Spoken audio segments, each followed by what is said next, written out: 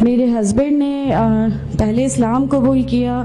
एक जैन फैमिली से बिलोंग करते हैं। मैं अग्रवाल फैमिली से थी। मेरा पुराना नाम मानसी अग्रवाल था। और मेरे हस्बैंड ने जब इस्लाम कबूल किया तो मेरे लिए मेरी लाइफ का बहुत एक शॉकिंग इंसिडेंट था। मैंने फर्स्ट टाइम किसी को पहली बार मैंने किसी को नमाज पढ़ते हुए देखा।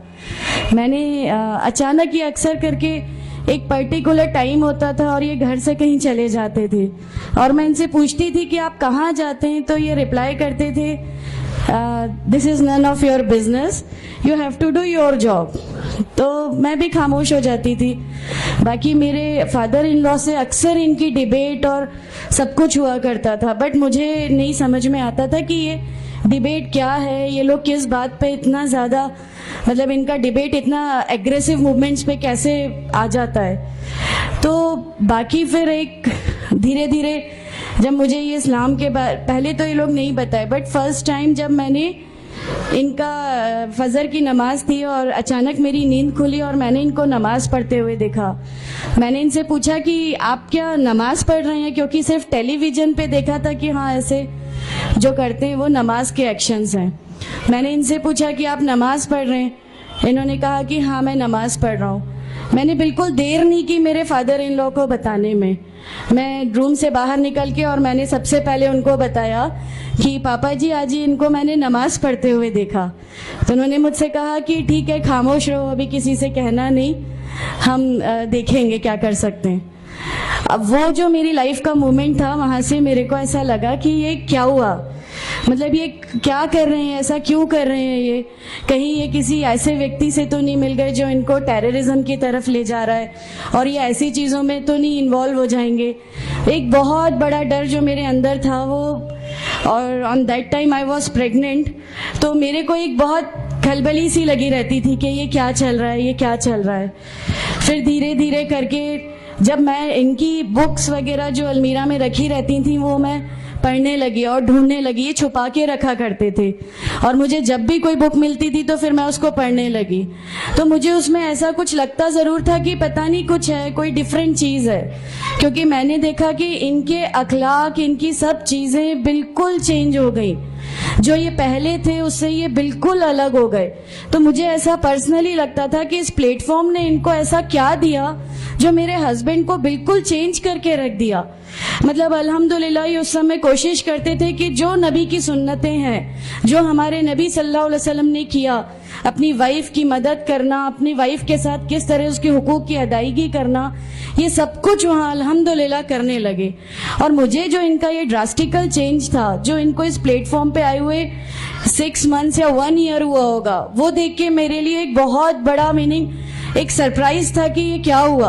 फिर उसके बाद मुझे लगा कि नहीं, मैं भी अब इसको जानती हूँ, मैं भी अब पढ़ूंगी। और फिर मैं अपने फादर इन लॉ और इनकी डिबेट सुनने लगी। तो जैनिज्म में गॉड कॉन्सेप्ट है ही नहीं। हर वो व्यक्ति जो बहुत ज़्यादा इल्म हासिल कर लेता है, बहुत ज़्यादा नॉलेज हासिल कर लेता है, तो वो एक लिमिट पर आकर नऊजुबिल्लाह गॉड का वो मुकाम हासिल कर लेता है और लोग उसी की फिर पूजा करने लगते हैं, उसी की वर्शिप करने लगते हैं। तो मेरे दिमाग में, मैं अग्रवाल फैमिली से थी, तो मेरे दिमाग में था कि नहीं, हमारे जो भगवान है वो 3-4 हाथ वाले हैं, इनका क्या एक ही गॉड है जिसको जाके आपको पूजना है। तो नहीं, मैं इनसे तो कुछ नहीं मांगूंगी, 3-4 हाथ वाले भगवान ही होते हैं, ये नहीं कुछ वो ऐसा रखते। तो वहां से एक थोड़ा सा डिस्ट्रैक्शन मेरे को गॉड कॉन्सेप्ट का आया। और ईश्वर है जो इस दुनिया को चला रहा है, ये हमेशा मेरे जहन में रहता था। तो मुझे मेरे फादर इन लॉ कहीं ना कहीं उस प्लेटफॉर्म पे आके गलत लगने लगे कि नहीं, ये जो कह रहे हैं वो सही है और इनकी जो डिबेट है उसका एंड जो है वो ये सही है। फिर धीरे धीरे करके मुझे इनकी चीज़ों पे यकीन आने लगा अल्हम्दुलिल्लाह। फिर हमारे एक फैमिली फ्रेंड है, उनके यहाँ ये मुझे ले गए। वहाँ पर किसी ने मुझसे कहा कि मैं बहुत बुजुर्ग हो चुका हूँ, कलीम सिद्दीकी शायद हैं, कलीम सिद्दीकी साहब है, मुझे उनका नाम ध्यान नहीं है अच्छे से, बट उन्होंने मुझसे कहा बेटा मैं बहुत बुजुर्ग हो चुका हूँ, मैं चाहता हूँ तुम कलमा पढ़ लो, मेरी ज़िंदगी रहे ना रहे, मैं आपसे मिलूँ ना मिलूँ, तो आप कलमा पढ़ लो। तो अल्हम्दुलिल्लाह मैंने कलमा पढ़ लिया। कलमा पढ़ने के बाद भी जब हम घर लौट रहे थे तो मैंने इनसे कहा कि मैंने सिर्फ अभी कलमा पढ़ा, अभी आप ये मत समझिएगा कि मेरे को सब समझ में आ गया और मैं इस चीज़ को मान लूँगी। इन्होंने कहा नहीं, तुम्हारी मर्ज़ी, किसी में कोई फोर्स नहीं है। तो अल्हम्दुलिल्लाह अल्लाह ताला का एहसान है, उस कलमे की ताकत थी। और ये हमेशा कहते थे तुम्हें कोई दुआ मांगनी है तो तहज्जुद में मांगा करो। तहज्जुद का जो टाइम होता है वो बहुत कीमती होता है और उसमें अल्लाह ताला सबकी दुआएं कबूल करता है। इन्होंने मुझे एक दुआ सिखाई थी कि तुम एक दुआ मांगो कि या मेरे रब, अगर मेरा हस्बैंड गलत रास्ते पर है तो उसको सही रास्ते पे ले आ, और अगर मैं गलत रास्ते पे हूं तो मुझे सही रास्ता दिखा दे। अल्हम्दुलिल्लाह मैं ये दुआ कंटिन्यू मांगती थी। एक बार मेरी नींद अल्हम्दुलिल्लाह तहज्जुद में खुली और बस मैं नॉर्मल जैसे एक ध्यान करते हैं वैसा मैं बैठ गई और अपने आप अचानक दिल चाहा कि बस सजदा करूं। मेरी ज़िंदगी का वो पहला सजदा था और उस बहुत लंबा सजदा था और उस सजदे में मैंने मेरे रब से क्या क्या मांग लिया मुझे भी नहीं याद है। और उस समय मुझे ऐसा फील हो रहा था जैसे अल्लाह ताला खुद मुझसे बात कर रहा है, अल्लाह मेरे सवालों का जवाब खुद दे रहा है। अल्हम्दुलिल्लाह बस उसके बाद तो ऐसा लगा कि नहीं, इस्लाम हक है और इस्लाम पे ही चलना है। उसके बाद फिर बहुत सारी परेशानियां लाइफ में आई, सब कुछ आया, बट अल्हम्दुलिल्लाह अल्लाह का एहसान है कि अल्लाह ताला ने हर परेशानी, हर चीज़ को ऐसे ले लिया कि हम लोगों को कभी एहसास ही नहीं होने दिया कि ये कोई परेशानी थी। ऐसा लगा कि अल्लाह की पूरी राह में हम लोगों को रिवार्ड ही मिलना है इस चीज़ का और अल्लाह हमें इसका रिवार्ड ही देता चला जाएगा। अल्हम्दुलिल्लाह बस उस समय से शुरुआत हुई थी दीन इस्लाम की। अल्हम्दुलिल्लाह आगे चल के परेशानियाँ, तकलीफ़ें हर रिवर्ट की ज़िंदगी में आती हैं, लेकिन मैं हर रिवर्ट बहन से ये कहना चाहती हूँ कि अल्लाह की खातिर आप लोग इस दीन में आए हैं, किसी और चीज़ के लिए नहीं आए। तो अल्लाह ही की खातिर इन परेशानियों को भी झेलिए, अल्लाह ही की खातिर झेलिए। अल्लाह ताला अगर आप लोगों से, माशाअल्लाह मैं जब घर से निकली, जब हमारे फादर इन लॉ ने हमें घर से निकाला, मेरे बच्चे की, छोटा बच्चा था, छोटे वाले की सिर्फ एक दूध की बोतल थी, इसके अलावा कुछ भी नहीं था। मैं जॉब करती थी, मैंने अपने छोटे बेटे को माँ के यहाँ छोड़ के जाया करती थी।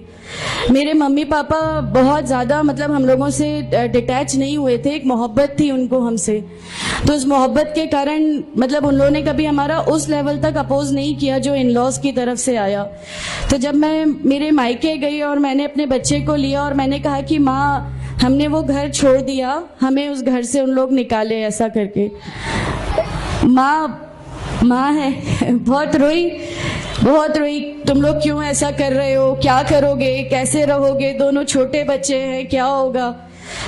मैंने कहा कि माँ आप सिर्फ एक माँ हो ना, वो मुझे 70 माँओं के बराबर मोहब्बत करता है, तो जो रब मुझे मेरी 70 माँओं के बराबर मोहब्बत करता है वो कैसे इस दुनिया में मुझे रुस्वा कर सकता है। सिर्फ एक छोटा सा ये विश्वास था। अल्हम्दुलिल्लाह उस विश्वास को रखते हुए सारी चीज़ें, सब परेशानियां ऐसे अल्लाह ताला ने ले ली कि उसका मेरे पास कोई मतलब कहने के लिए भी शब्द नहीं है। अल्हम्दुलिल्लाह। और मैं आप लोगों से सबसे गुजारिश करती हूँ, और अगर अल्लाह ने मुझे आप लोगों की एक ऐसी बहन बना दिया जो आपकी परेशानी, आपकी हर उसमें, हमारा घर, हमारी सब कुछ अल्हम्दुलिल्लाह आपके लिए है, क्योंकि हम लोग ठान के बैठे हैं हमारा जीना मरना, हमारी नमाजें, हमारा सब कुछ सिर्फ अल्लाह के लिए है और यही लेके हमको जाना है, कोई जवाब हमें नहीं मिलेगी। अस्सलामु अलैकुम व रहमतुल्लाहि व बरकातहू।